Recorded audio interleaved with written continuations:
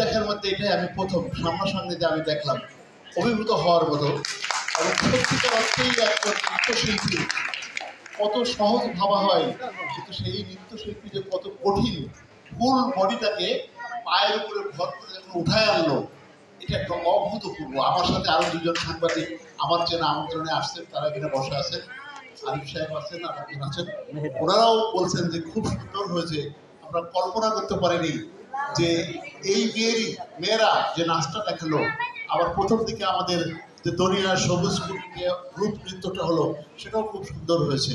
এই জন্য সব মিলিয়ে আজকে যারা এখানে উপস্থিত আছেন, আর আরেকটা জিনিস আমি বলি, সেটা আমাদের ইকবাল ভাই বললেন, রাধাকান্ত সরকার দুই বাংলার মেল বন্ধন।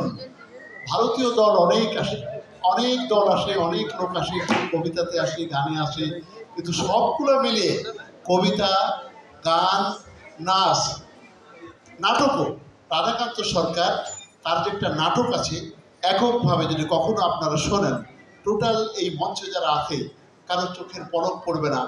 মাকে নিয়ে অথবা ছেলে যখন বাবাকে ফাঁকি দিয়ে জমি জায়গা লেখে নিয়ে বিমানবন্দরে ফেলে চলে যাচ্ছে, এই নাটকটা উনি আধা ঘন্টা একক কণ্ঠে যখন বলে, তখন যত দর্শকই থাকুক না কেন, সেই দর্শকরা নীরব হয়ে শোনে।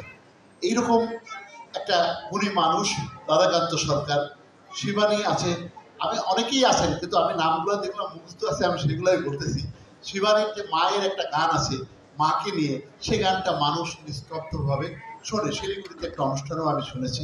আমাদের মাঝে আরেকজন বিখ্যাত শিল্পী আছে, সরজিৎ মণ্ডল। দাদা একটুখানি ওঠেন না।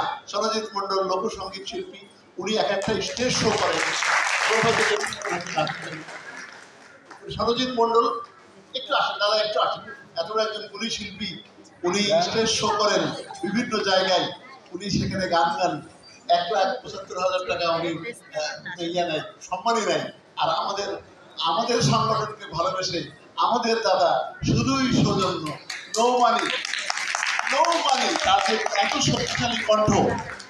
আপনি পরাগ সুন্দরী যেন একটু বলেন। ও পরাগ সুন্দরী, তুমি মন করেছ চুরি। দিয়ে দিলাম রাধাকান্ত সরকারের লেখা।